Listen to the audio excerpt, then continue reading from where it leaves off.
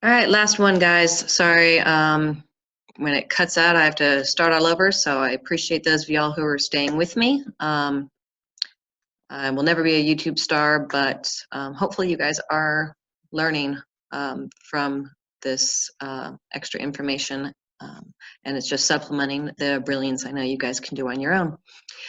So we shift into Act 2, Scene 1, and it's a reminder that in Act 1, Scene 1, there were the human aspects of control, right?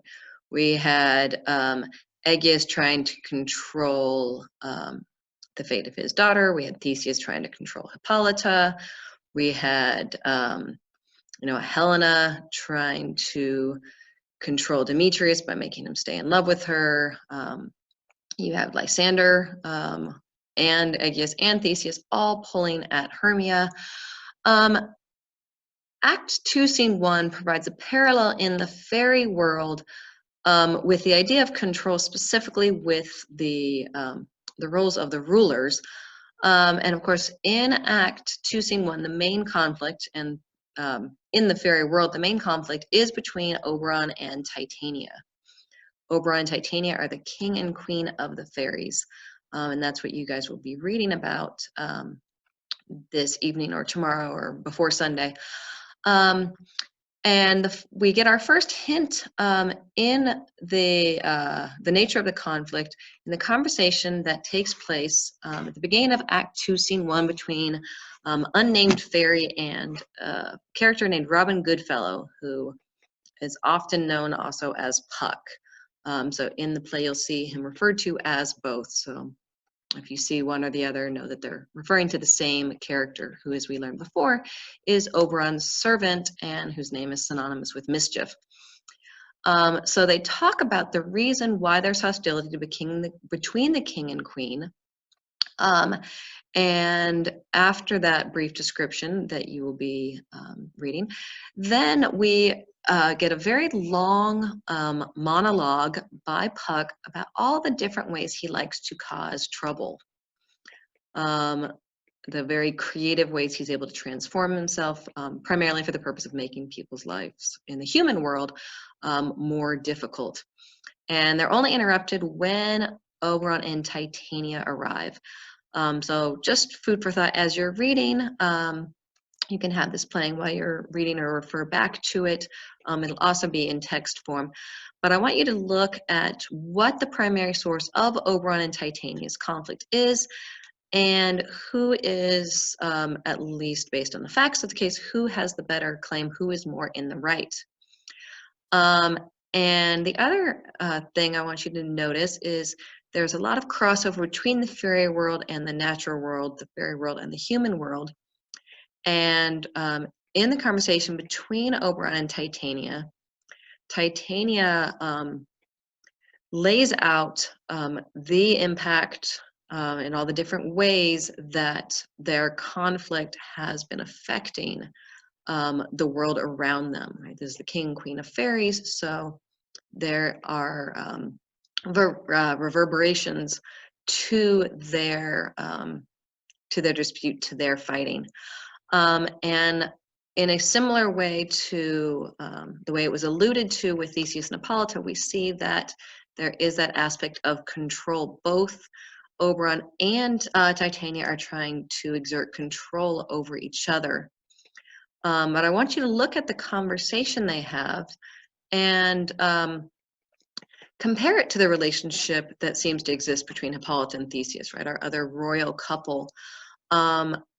Does the relationship between Oberon and Titania seem more one of equals? Is one superior, is one inferior? And how does that differ, if at all, to the relationship that Theseus and Hippolyta have? So after Puck has explained his situation, how he loves to cause trouble, and how he is there to warn the fairies to stay out of Oberon's way, they are rudely interrupted by the arrival of Oberon and Titania themselves. So after a little bit of banter between Titania and Oberon, he insults her, she insults him back, etc. She tries to make peace with him. She actually invites him to a party with her fairies, but he refuses.